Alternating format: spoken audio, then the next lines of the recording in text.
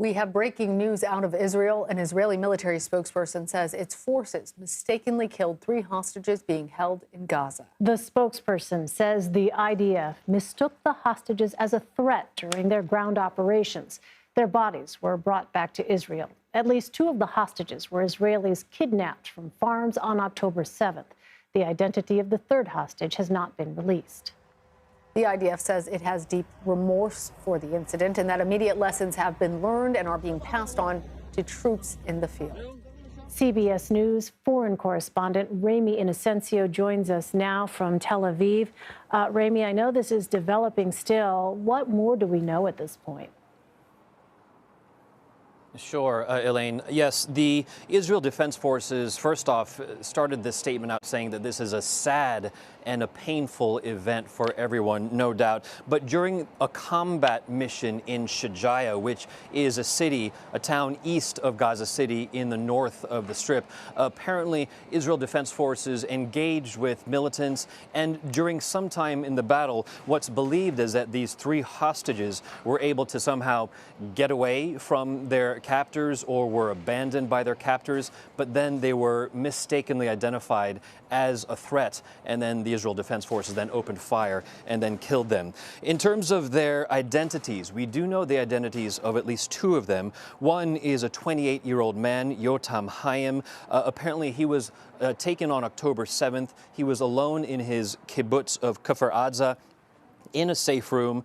The other man that we know of is in his early 20s, Samar Talalka, taken from kibbutz Nir Am. There is another abductee who we do not know the name of, but that is because the family has asked for him to remain anonymous. I mean, Ramy, your heart breaks to hear that families who have been waiting, even for word on whether their loved ones who were taken hostage were alive, have found out that they managed to escape or were abandoned from their captors and then were killed by the very people who are professed to try and protect them and bring them home. Are we hearing any sort of reaction there in Israel to this news? Sure. The initial reaction that I'm seeing out there is one of empathy and understanding on behalf of Israelis who have started to make comments. There is a lot of support for what Israel's military is doing inside Gaza. From what I'm seeing, it seems that people are saying, while this is tragic, while this is painful, while this is something that we do not want to be talking about, that things like this sadly and tragically will happen. They say that they understand that the Israeli Defense Forces are coming up against very difficult situations fighting in Gaza. The IDF itself has also, I suppose, in effect, tried to explain that these are active war zones. Shajaya being one of them to the east of Gaza City, another one just to the northeast of Gaza City, Jabalia.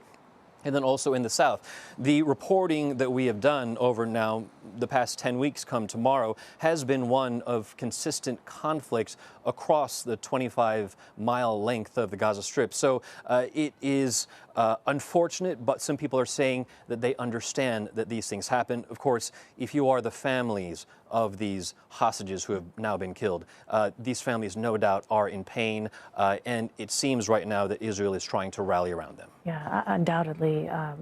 So U.S. National Security Advisor Jake Sullivan was just in Israel asking for a slowdown of the intensity of the offensive. I wonder at this point, Ramy, I know it's early yet, but is there anything to indicate that this particular incident might actually curb the intensity of the offensive underway? You know, I think it'll make people pause in terms of the push across the Gaza Strip.